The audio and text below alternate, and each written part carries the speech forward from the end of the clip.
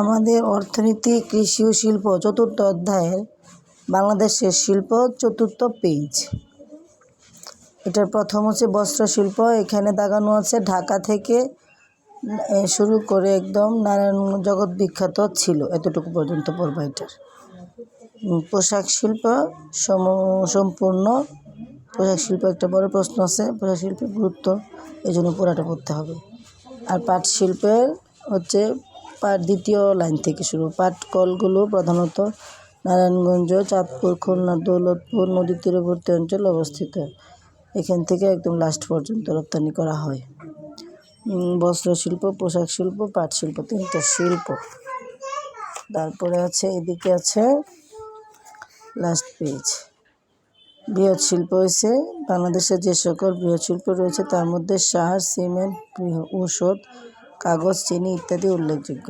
বাংলাদেশের ফিঞ্চুগঞ্জ, ঘোড়াশাল, আশুগঞ্জ, চট্টগ্রাম, তারাকান্দি প্রভৃতি স্থানে সার কারখানা আছে। আচ্ছা, উন্নত মানের ওষুধ তৈরির জন্য ওষুধ কারখানা আছে, এই লাইনটা দাগ দিবা। কাগজ কলগুলোতে গাছের গুঁড়ি থেকে কাগজ তৈরি করা হয়। 3টি সরকারি কাগজ কল রয়েছে, চন্দ্রঘোনা, খুলনা এবং পাকশীতে। আমাদের চিনি কলগুলোতে চিনি উৎপাদন ও পরিশোধন করা হয়। যখন কোনো পণ্য ক্ষুদ্র পরিসরে বাড়ি ঘরে অল্প পরিমাণে তৈরি করা হয় তখন তাকে কুটির শিল্প বলে। এটা হচ্ছে কুটির শিল্পের সঙ্গে, ওখানে ছিল বৃহৎ শিল্প, এখন হচ্ছে কুটির শিল্প।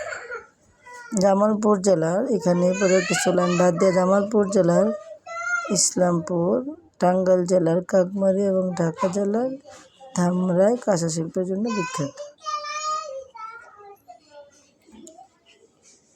ভালো করে দেখে নাও, সুন্দর করে দাগাবা যাতে ভুল না হয়।